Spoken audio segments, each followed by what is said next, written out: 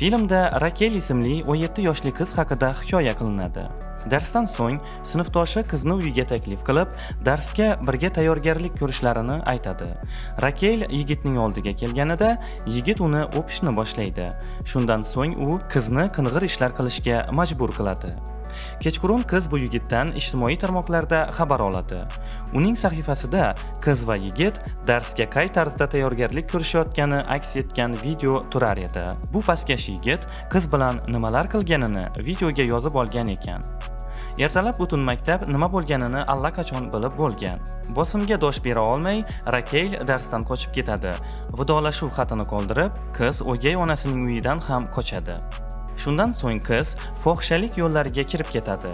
U topgan e'londa massaj qilish uchun qizlar kerak, lekin nimadir shubhali edi. Keyin qiz tushunib yetadiki, bu oddiy massaj qilib pul topadigan joy emasligini. Ish vaqti va shartlari juda vahshiy edi. Qiz ertalab soat 10 dan kechki soat 10 gacha tinimsiz ishlashi kerak bo'lar edi.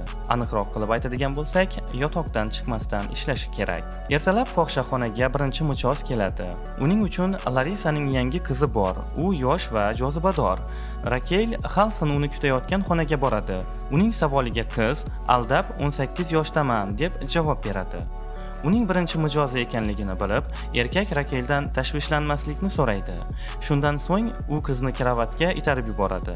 Birinchi haftada Rakel o'nlab yigitlarni o'zidan o'tkazib yubordi va yaxshigina pul ishlab topdi. Yosh qizni ko'rib, mijozlar katta ishtiyoq bilan Rakelni afzal ko'rishdi. Birinchi ish haqini olgandan so'ng qiz yangi kiyim uchun do'konga boradi. Fohishaxonada ikkita erkak o'tiribdi. Rakelni ko'rib, ikkalasi ham karaxt bo'lib qolishadi. Ularga yaqinlashganda qiz hamkasblaridan birini ikkinchi odamga chaqirishni taklif qiladi. Lekin u rad etadi, chunki u bilan vaqt o'tkazishni xohlaydi. Ikkalasini tugatgandan so'ng Rakel yana bitta yigitni taklif qiladi va u uni juda yaxshi ko'radiganga o'xshaydi. Mashg'ulotni tugatgandan so'ng yigit Rakelni bu joydan olib ketishini va'da qiladi. Qiz esa uni kutishga va'da beradi. Bu vaqtda qizlar orasida isyon ko'tarilmoqda. Ulardan biri, Janin, Rakelni barcha mijozlarni o'ziga jalb qilganidan norozi, chunki ular ham pul topib, o'g'illarini tarbiyalashi kerak. Shu bilan birga Rakel boshqa mijoz bilan uchrashadi. U uning o'gay akasi Rodrigo bo'lib chiqdi. U qizni topdi. Yigit qizni qidirib kelishidan maqsad qizning ketganidan ota-onasi tushkunlikka tushgan. Rodrigo singlisi fohisha bo'lib ishlayotganini bilib, u boshqa hech qachon ota-onasiga yaqinlashmasligini yoki-da qizga yomon bo'lishini aytib ogohlantiradi. Kechasi qiz asrab olgan ota-onasiga qo'ng'iroq qilish uchun telefonga boradi. Lekin onasining ovozini eshitib, bitta so'z ham ayta olmay ketadi. Ertalab shkafini ochib, Rakel o'zining barcha jamg'armalari yo'qolganini, shuningdek asrab olgan onasidan o'g'irlagan marjonni topa olmaydi. Rakelning barcha mijozlari o'ziga jalb qilganidan norozi bo'lgan Janinni gumon qilib, qiz politsiyani chaqirish bilan tahdid qilmoqda. Larisa paydo bo'lganida Janin Rakelning puliga tegmadim deb qasam ichadi. Keyinchalik Rakelning qiz do'sti Gabi qizga shkafini ochib, u yerdan qimmatbaho narsalarni tortib olganini aytadi. Qaychi ushlab Rakel o'g'ridan tan olishni so'raydi, ammo u barcha pullarini allaqachon giyohvand moddalar uchun sarflaganini tushunadi. Ertalab Rakel Janindan zargarlik buyumlarini o'g'irlashda gumon qilgani uchun uzr so'raydi. Shu paytdan boshlab qizlar yaqinlashishadi. Kurtizanlar birgalikda klubga dam olish uchun borishadi. U yerda Rakel VIP zal mehmonlarining e'tiborini tortadi. Qizlardan biri Carol Rakelning hojatxonaga borishini kutib, uni VIP zalidagi do'stlariga qo'shilishga taklif qiladi. Uyga qaytish vaqti kelganida Carol Rakelga tashrif qog'ozini, shuningdek giyohvand moddalar dozasini o'z ichiga olgan paketni uzatadi. Keyingi uchrashuvda Carol Rakelga do'stlaridan biri qizga qiziqib qolganini aytadi. Carol tez orada Rakelni barcha xarajatlarini to'laydigan yigitni topishga va'da beradi. Fohishalar xonasida Larisa paydo bo'ladi. U giyohvand modda topdi. Uni qizlarning orasida yagona giyohvandga tegishli deb o'ylaydi. Shunda Rakel sumka aslida unga tegishli ekanligini tan oladi. Shundan so'ng giyohvand qiz giyohvand modda unga tegishli ekanligini aytadi. Larisa fohisha qizlar bunday narsalarni iste'mol qilishlariga qat'iyan qarshi edi. Shuning uchun u ikkala qizni ham haydab chiqaradi. Carol Rakelga yuqori darajadagi uyda yaxshi kvartirani ijaraga olishga yordam beradi. Qiz Gabi bilan uchrashadi. U fohishaxonadan narsalarni olib keladi. Uning aytishicha, Rakel ketganidan so'ng Larisa g'azabga to'lgan, chunki barcha mijozlar yosh va jozibali Rakelni talab qilishyapti. Buni eshitgan Rakel internetda o'zining shaxsiy blogini yuritishni boshlaydi. Bu qizning eski mijozlariga uni internetda topishga imkon beradi. Shu paytdan boshlab Gabi Carol singari Rakelning hamrohiga aylanadi. Qiz nafaqat o'z hayotini baham ko'radigan, balki mijozlar haqida gapiradigan blogi tufayli Rakel Braziliyaning eng mashhur fohishasiga aylanadi. Blogning mashhurlik sababi qiz o'z mijozlarini reyting tizimi bo'yicha baholay boshlashi, ularning muammolari yoki afzalliklarini ko'rsatishi bilan bog'liq. Shuhrat va shon-sharaf o'z ishini qiladi. Ya'ni Rakel taqiqlangan moddalardan foydalanishni boshlaydi. U o'zining birinchi mijozi Halson bilan uchrashadi. U qizni juda yaxshi ko'radi va shuning uchun erkak Rakelga qimmatbaho zargarlik buyumlarini beradi va bu biznesni tark etishini taklif qiladi. Shu payt Gabi unga qo'ng'iroq qilib, qizga mijoz kelganini aytadi. Zargarlik buyumlarini chetga surib, Rakel Halsonga uning oldiga borish uchun 2 baravar pul to'lashni afzal ko'rishini aytadi. Rakelning tug'ilgan kuni munosabati bilan Carol ziyofat uyushtiradi. Shu sababli bugungi mehmonlarga qizlar mutlaqo bepul ekanligini aytishadi. Ertalab Gabi bilan uchrashuvda dugonalar janjallashishadi. O'z blogining mashhurligi talqinida Rakel o'zini yulduz deb biladi. Bu kafeda o'tirgan har bir erkak u haqida bilishiga va uni xohlashiga amin. Gabi Rakelning xatti-harakatlarini yoqtirmaydi va shu sababli u yerdan ketadi. Rakelning shaxsiy blogi Braziliyada yilning eng yaxshi jurnali sifatida tan olingan. Shuning uchun qiz suhbatga taklif qilinadi. U yerga u mast holatda boradi. Televizorda Rakel o'z xizmatlarini reklama qiladi. Shundan so'ng u o'zini katta yulduzman deb hisoblab, narxlarini ko'taradi. Biroz vaqt o'tgach, Rakel Larisa uchun ishlayotganda uni olib ketishga va'da bergan yigit keladi. Ammo qizni umuman tanib bo'lmas edi. Yigitni ko'rgandan so'ng u suhbatni behuda sarflashdan ko'ra ishni qilishni taklif qiladi. Qizdan hafsalasi pir bo'lgan yigit ketadi. Giyohvand moddalar va spirtli ichimliklar uchun katta miqdordagi pulni tushirgan Rakel tez orada mijozlarsiz qoladi. Rakelning ishlari juda yomon. U hech bo'lmaganda kun kechirish uchun bir kunda o'nlab erkaklarni o'tkazishga majbur. Natijada qiz dozani oshirib yuborishdan hushidan ketadi. Xonada uyg'ongan Rakel karavati yonida Halsonni ko'radi. Qizni kasalxonadan olib chiqib, erkak uni sevishini tan oladi va Rakelning hayotini o'zgartirishga harakat qiladi. Uning hamma narsasi bor. U xotirjamlik bilan maktabni tugatishi va xohlagan joyiga o'qishga borishi mumkin. Rakel mashinani to'xtatishni so'raydi. Qiz Halsonni juda yoqimli odam deb aytadi, lekin u mustaqil bo'lish uchun oilasidan qochib ketgan. Film Rakelning fikrlari bilan yakunlanadi. Milli ish suhbatiga keladi. U yerda uni darhol Nina Winchester kutib oladi. Nina Millining ma'lumotiga qarab, u bunday ish uchun o'ta yuqori malakali ekanini ta'kidlaydi. Ammo Milli shunchaki uy ishlarida yordamchi bo'lishni yoqtirishini aytadi. Nina qisqacha vazifalarni tushuntiradi. Jumladan, qizi Sesiliyaga qarash kerakligini aytadi. Turmush o'rtog'i Andrew uyni o'zi loyihalashtirgan. Uning bu yerda shaxsiy burchagi bor, lekin Milli u yerga xohlagan payti kirishi mumkin, chunki u endi oila a'zolaridan biridek bo'ladi. Milli chordokdagi kichik xonada yashaydi. U bu yerda hamma narsani o'ziga moslab jihozlashi, hatto musiqani baland qo'yishi mumkin. Baribir birinchi qavatdan hech narsa eshitilmaydi. Nina hali yana nomzodlarni ko'rishini aytadi, lekin tezda qaror qabul qilishga umid qiladi. Milli uydan chiqayotib, bu uyga boshqa qaytmasligiga amin edi, chunki uning rezyumesi shunchaki yolg'on. U hatto ko'zoynak ham taqmaydi, shunchaki jiddiy ko'rinishni xohlagan edi. Haqiqatda esa Milli o'z mashinasida yashashga majbur. Ertasi kuni politsiya uni uyg'otib, bu yerda uxlash taqiqlanganini aytadi. Shu payt Millining telefoni jiringlaydi. Nina uni ishga olishga qaror qilganini aytadi. Milli xursand bo'lib yangi uyiga shoshiladi. Bog'bon Enso Milliga bir og'iz so'z demasdan diqqat bilan qarab turadi. Uyga kirgan Milli hayratda qoladi.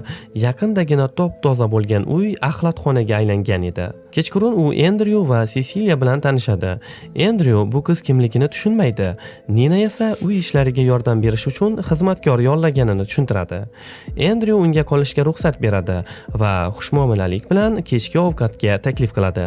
Ammo Milli yolg'iz qolishni afzal ko'rib, rad etadi. Xonasida o'tirgan Milli derazani ochmoqchi bo'ladi, lekin uning ochilmasligini payqaydi. Nina xonaga ovqat ko'tarib kiradi.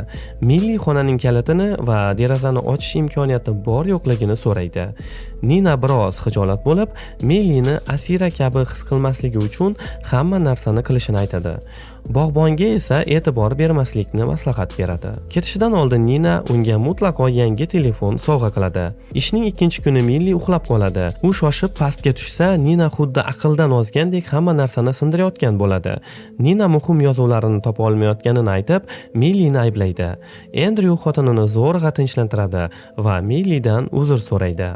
Milli axlat to'kayotganida bog'bon Enso kelib, uning bu yerda nima qilayotganini so'raydi. Milli ishlayapman deb qisqa javob beradi. Enso Ninaning ularni kuzatayotganini ko'rib, darhol ketib qoladi. Uy tozalayotganida Milli kutilmaganda odam tishini topib oladi. Bu unga juda ham shubhali tuyuladi. Keyinroq Nina Millining dam olish kuni bo'lishiga qaramay, uni uyda qolishga majbur qiladi.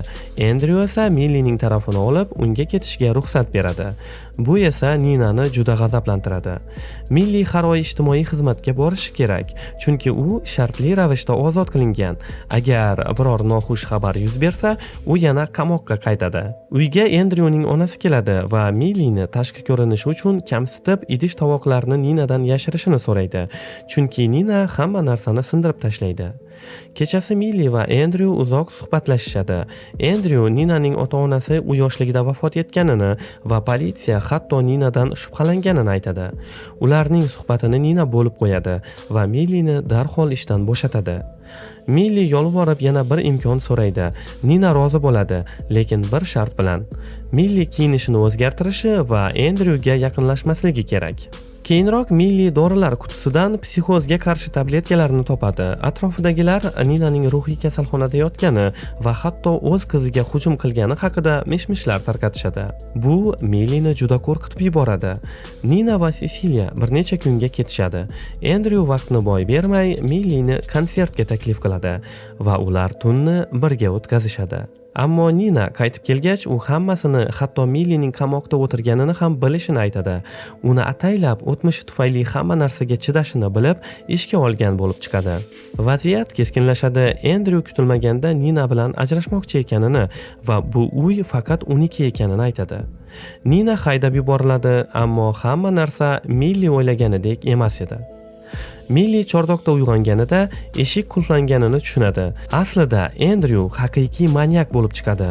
O'z vaqtida u Ninani ham shu xonaga qamab qiynagan. Andrew Ninani aqldan ozgan qilib ko'rsatib, har safar u qochishga uringanida ruhiy kasalxonaga yopib qo'ygan. Nina esa bu jahannamdan qutulish uchun Andrew qiziqib qoladigan yangi qurbon, ya'ni Millini topishga majbur bo'lgan. Andrew Millini jazolash uchun o'zini 21 marta pichoq bilan kesishini buyuradi. Ammo Milli taslim bo'lmaydi. U o'tmishda do'stini qutqarish uchun odam o'ldirib qamoqqa tushgan edi. U Andrewga hujum qiladi va uni xonaga qamab qo'yadi. Nina qizi bilan birga Millini qutqarish uchun qaytib keladi. To'qnashuv paytida Milli Andrewni pastga itarib yuboradi va u halok bo'ladi.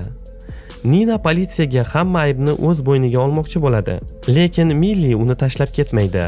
Oxirida Nina uyni sotadi va pulni Milli bilan bo'lishadi. Finch va Violet Indiana shtatidagi kichik shaharchada yashovchi studentlar. Violetning singlisi avtohalokatda vafot etgan va bu ishda u o'zini aybdor deb biladi. Finch esa ko'pchilik talabalarga yoqmaydigan injiqroq yigit edi. Bir kuni Finch tashqarida yugurib ketayotganida Violetga duch keladi. Violet singlisining o'limida o'zini aybdor deb his qilgani bois o'zini o'zi o'ldirmoqchi edi. Xullas, qizni o'limdan bu yigit qutqarib qoladi. Shu bilan birgalikda uni yoqtirib ham qoladi.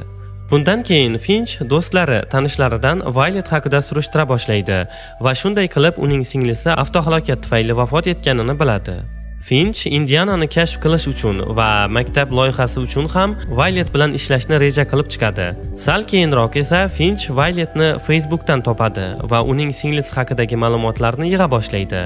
Violetning eski asarlarini o'qiydi, u bilan onlayn suhbat ham qiladi. Qiz bilan ko'rishish uchun uni uchrashuvga taklif qiladi va ular loyiha joylarini aylanishadi. Ertasi kuni Finch Violetga uning mashinasida aylanishga borishlarini taklif qiladi. Ammo Violet singlisi bilan bo'lgan voqea tufayli mashinaga o'tirmaydi. Keyin ular ikkalasi ham Velikda Indiana cho'qqisiga borishadi.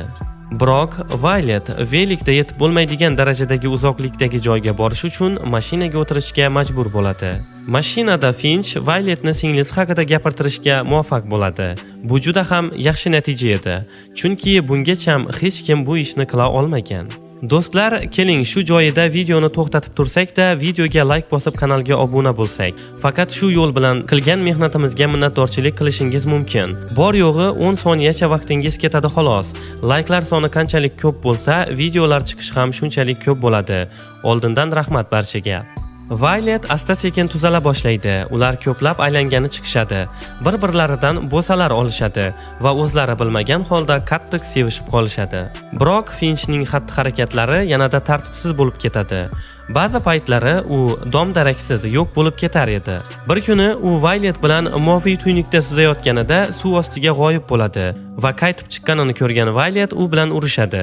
Nega unday qilasan deb. Violet Finchni o'zi haqida ko'proq ma'lumot berishga majbur qiladi. Agar aytmasa, ketaman deb tahdid qiladi. Shunda Finch bolaligida otasi tomonidan jismoniy zo'ravonlikka uchraganini, onasi uning hayotida yo'qligini aytib beradi. Bir kuni Finch va Violet yo'q bo'lib ketishadi va tunni juda romantik tarzda o'tkazishadi. Va ertasi kuni Violetning oila a'zolari ularning bu qilgan ishini umuman ma'qullashmaydi. Sal keyinroq shu kunning o'zida Finch Violetning sobiq yigitiga bo'lgan g'azabini tiya olmay uni urib tashlaydi. Chunki u qiz haqida juda yomon gaplar aytgan edi. Shunda ularni Violet ajratadi. Finch esa g'azab bilan u yerdan chiqib ketadi. Ma'lum bo'lishicha, Finch psixolog oldiga kelgan va ular qator o'tirishib, o'zlarini ichida ularni qiynayotgan gaplarini aytishadi. Bu yerga Violetning dugonasi ham kelib qo'shiladi. Ular biroz dardlashishadi. Keyin esa Violet Finchni qidirib uning uyiga boradi, ammo uning o'rniga opasini ko'radi va u bilan Finch haqida gaplashib oladi. Finch opasi ishlayotgan barga boradi va opasi Finchga otasi haqida gapiradi. Opasida u haqida qayg'urishga yetarlicha sabablar bor edi. Keyin u yerdan chiqib uyiga qaytgan Finchni Violet kutib o'tirgan edi. Uyga Finch kelishi bilan qiz undan ochiqchasiga gaplashib olaylik deb so'raydi. Ular gaplashishadi. Ammo Violet u bilan gaplashib hech narsaga erisha olmaydi. So'ngra qizga Finch baqira boshlaydi, ket deb haydab soladi. Shundan keyin Finch va Violet bir qancha vaqt uchrashmay qo'yishadi. Biroz vaqt o'tgach, Violet otasiga Finch bilan qanday tanishganini aytib beradi. Shunda qizning otasi yigitni topib u bilan gaplashib olish kerakligini aytadi. Violet uyidan chiqib kichik daryo bo'yiga Finchni izlab boradi va u yerdan Finchning telefoni va kiyimlarini topadi. Violet amin bo'ladiki, Finch daryoga cho'kib ketganiga va qattiq baqirib yig'layveradi. Singlisidan ayrilgani yetmagandek, endilikda o'z sevgilisidan ham ayriladi va film shu nuqtada o'z nihoyasiga yetadi. Bizlarga yer ostida ishlayotgan shaxtyorlarni ko'rsatishadi va to'satdan u joyda portlash yuz beradi. Oliver Merlis, shaxtyor va bosh roldagi aktyor, portlashni eshitadi va u tomon yugurib boradi. Shu payt Connie do'sti va singlisi bilan bazmga kirib boradi. O'sha yerdagi kelishgan jentlmenni uchratadi. Ular tanishishni boshlashadi, uzoq gaplashishadi va keyin raqsga ham tushishadi. Tez orada ularning to'yi bo'lib o'tadi. Film boshlanishida bu ikkala juftlik sevgi bilan shug'ullanayotgan joydan birdan Conniening sevgilisi Clifford xizmat qilayotgan joyi ko'rsatiladi. Bizga Clifford urush vaqtida qanday buyruqlar berayotganini va og'ir jarohat olganini ko'rsatishadi. Jarohatiga qaramay, Clifford omon qoladi va uni ortiga qaytarib yuborishadi. U uyiga qaytarkan, uni uyida o'z sevgilisi Connie kutib turardi. Connie o'z erini nogironlar aravasida ko'rib, hayratdan qotib qoladi. Ma'lum bo'ldiki, Clifford endilikda nogironlar aravasida bo'ladi. Er-xotinlar birgalikda maslahatlashishadi, qaysi shifokorga murojaat qilishni. Connie erini ko'nglini ko'tarishga harakat qiladi, ammo xonadan chiqishi bilanoq yig'lashni boshlaydi. Chunki u endi bilardi, uning eri butun umrga nogironlar aravasida bo'lishini. Connie yig'lab turarkan, bir payt ichkaridan qurol ovozi chiqdi va Connie darhol ichkariga eri yoniga kirsa, Clifford qo'lida qurol bilan o'zini o'zi otmoqchi. U xotiniga qarab, "Seni nogiron erdan ozod etaman" deydi Bu payt uning xotini bunday qilmasligini so'rab yoniga borgach, qurolni uning qo'lidan amallab olib, bir chekkaga uloqtiradi. Ular birgalikda yerga yiqilishadi va Clifford yig'lashni boshlaydi. Ammo Connie uni juda yaxshi ko'rishini va shu holda ham uni tashlab ketmasligini aytadi. Bunga eri javoban u unga rahmi kelganidan tashlab ketmasligini va bu u uchun juda og'irligini aytadi. Shu payt biz urush vaqtida Oliverni ko'ramiz. U qo'lida qog'oz bilan o'z sevgilisiga xat yozyapti. U xat yozib o'tirarkan, u payt u qurol ovozlarini to'xtaganini eshitadi. Bu degani albatta urush tugadi degani edi. Quvonchdan uning ko'ziga yosh kelardi. U darhol o'zining yashaydigan shahriga keldi. Lekin sevgilisi uyini tagida turib, sevgilisi boshqasi bilan uchrashishini va undan homilador ekanini biladi. Sevgisi singan Oliver u joydan butunlay ketadi va Cliffordning oldiga ish so'rab keladi. Clifford uni uncha eslamasa ham u bilan birga urushda qatnashgani uchun ham yashashga joy va ish beradi. Clifford uchun unga moslashgan mototsikl yaratishadi va unga hadya qilishadi. Va Clifford o'z xotini bilan o'rmon bo'ylab sayr qilishadi. Ular aylanishib Oliverning oldiga borishadi va Clifford o'z xotinini Oliver bilan tanishtiradi va birga urushda bo'lishganini aytadi. Ertasiga Connie Oliver yoniga keladi, unga xonaning kalitlarini berish uchun. Ammo Oliver jahldorlik qiladi va bu ishlarni xizmatkorga buyursa ham bo'lishini aytadi. Shu kuning o'zida Oliver Conniega maktub jo'natadi, qo'polligi uchun uzr so'rab. Connie yana o'rmonga keladi, Oliverni ko'rish maqsadida va uzoqdan turib Oliver ustki kiyimsiz ishlab turganini kuzatib turadi va yoniga borib u yozgan maktub haqida gaplashishadi. Connie undan so'raydi, nimaga u shuncha uzoq yo'l bosib bir og'iz kechirim so'ralgan xat yozganini. Oliver unga xat yozganini sababini aytadi. Ma'lum bo'lishicha, u xatdan maqsad ishsiz va joysiz qolish ekan. Buni eshitgan Connie ketmoqchi bo'ladi, ammo shu payt yomg'ir yog'ishni boshlaydi. Ketishning iloji yo'q.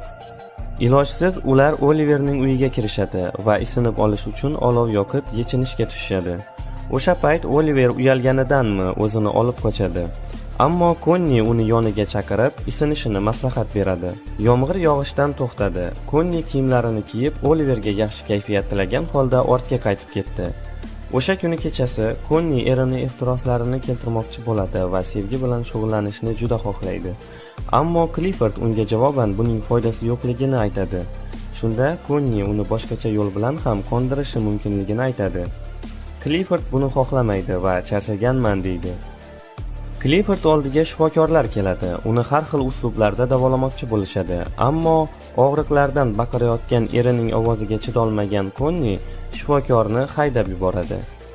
Keyingi kuni Connie yana o'rmonga yo'l oladi, Oliverni ko'rish uchun va ular uchrashishadi, suhbatlashishadi. Birdan Conniening xayoliga endi u ona bo'la olmasligi keladi va u yig'lashga tushadi. Oliver uni tinchlantirmoqchi bo'ladi va uni qo'lidan ushlab sekin quchoqlaydi. Unga javoban Connie Oliverni juda qattiq quchoqlaydi va ular uy ichiga kirishadi va Oliver olov yoqadi, yotish uchun joy tayyorlaydi va ular o'pishishni boshlashadi. Va Connie Oliver uzoq vaqt o'zlari xohlagancha tunni birgalikda o'tkazishadi. Bir kuni ertalab Connie eriga singlisini sog'inganini aytadi. Shunda Clifford bazm uyushtiradi. Ushbu bazmga Conniening singlisi ham tashrif buyuradi. Shunda opa-singillar suhbat qurishadi. Conniening singlisi darhol uning hayotida boshqa erkak paydo bo'lganini sezadi. Bazmga Cliffordning do'sti ham tashrif buyuradi va u Connieni raqsga taklif etadi. Ular raqsga tushayotgan paytda u Conniega sen o'zing xohlagan yigitga erishishing mumkin edi, deydi. Shunda Connie u tanlagan yigit ham oldin nogiron emasligini eslatib qo'yadi. Ertasi kuni Connie va Clifford farzand haqida gaplashishadi. Clifford farzandli bo'lishni xohlaydi, ammo o'zining nogironligi tufayli atayin bazmga do'stini taklif qilganini va Connie u bilan yotib turishini so'raydi. Connieni esa juda qattiq jahli chiqadi va ular uzoq urushishadi. Va yana Connie o'rmonga Oliverning oldiga keladi va ular yana birgalikda bo'lishadi. Undan so'ng Oliver xavotirga tushayotganini aytadi, bu yurishlarini sezib qolishlarini. Ammo Connie juda xotirjam javob qaytarardi, hech kim hech narsani sezmaydi deb. Keyin esa ular birgalikda karnavalga yo'l olishadi.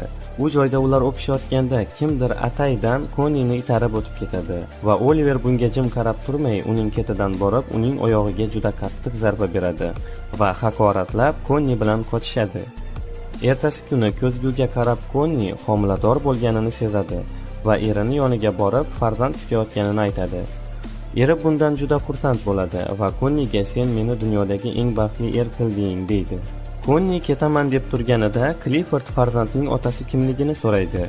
Shunda Konni buning umuman ahamiyati yo'qligini aytadi va ular birgalikda o'rmon bo'ylab ketishyapti. Konni eridan so'raydi qayerga ketishayotganini. Shunda Clifford Oliverning uyiga borishayotganini aytadi. Konni sekinlashib qoladi va shu payt kutilmaganda orqadan Oliver kelib Konnini o'pishni boshlaydi. Ammo Cliffordning signali ularni to'xtatadi. Bir payt Cliffordning mototsikli botib qoladi yurmay. Shunda Konni yordamga chaqirib kelishini aytadi. Lekin Clifford u homilador ahvolda unday qilmasligi kerakini aytadi. Buni eshitgan Oliverning jahli chiqadi. Clifford Oliverdan mototsiklni itarishini so'raydi, balkim shunda yurib ketar deb. Oliver bir necha bor harakat qiladi va bu foyda beradi. Va shu tariqa Clifford o'z uyiga ketadi. Konni esa Oliverning uyiga keladi. Ular juda qattiq janjallashadi. Oliver Konniga u o'z maqsadi uchun undan foydalanganini aytadi. Lekin Konni faqat farzandli bo'lish uchun emas, uni yaxshi ko'rganidan kelishini va unga faqat u kerakligini aytadi. Oliver Konnini eri oldiga jo'natadi, o'zi ham qayergadir ketadi. Shu payt Oliver uyiga Cliffordning ishchilaridan biri keladi. Uyda hech kim yo'q, lekin u yerda daftarcha yotardi. Daftarning ichida esa Konni va Oliver uchrashishi, bir-birini sevishi, farzandli bo'lishlari ham bayon etilgan edi. Bu daftarni o'qigan ayol xizmatkor zudlik bilan hammasini Cliffordga aytib beradi. Clifford bu gaplarga ishongisi kelmas edi, shok holatiga tushadi. Va keyin u Konnini har xil haqoratli gaplar aytib, haydab soladi. Keta turib Konni o'sha ayol ishchidan bularni qanday bilganini so'raydi. Shunda bular hammasi daftarda yozilganini va Konni katta xato qilganini aytishadi. Shundan so'ng Konni yana Oliverning oldiga yugurib boradi va ular birgalikda Cliffordning yoniga borishadi. Konni u bilan ajrashishini so'raydi va Oliverga turmushga chiqmoqchiligini aytadi. Shunda Clifford ularni haqoratlaydi. O'sha payt Oliver Cliffordni urmoqchi bo'ladi, lekin uni Konni to'xtatib qoladi va Cliffordga agar sen haliyam men sevgan jasoratli erkak bo'lsang, ajrashishga rozi bo'lasan deydi. Clifford rozi bo'ladi va film oxirida biz baxtli Konni va Oliverni ko'ramiz. E'tiboringiz uchun rahmat. Agarda shunaqa formatdagi videolar sizlarga ma'qul bo'lsa, iltimos kommentariyda yozib qoldiring va biz albatta sizlar uchun yanada qiziqarli videoroliklar tayyorlaymiz.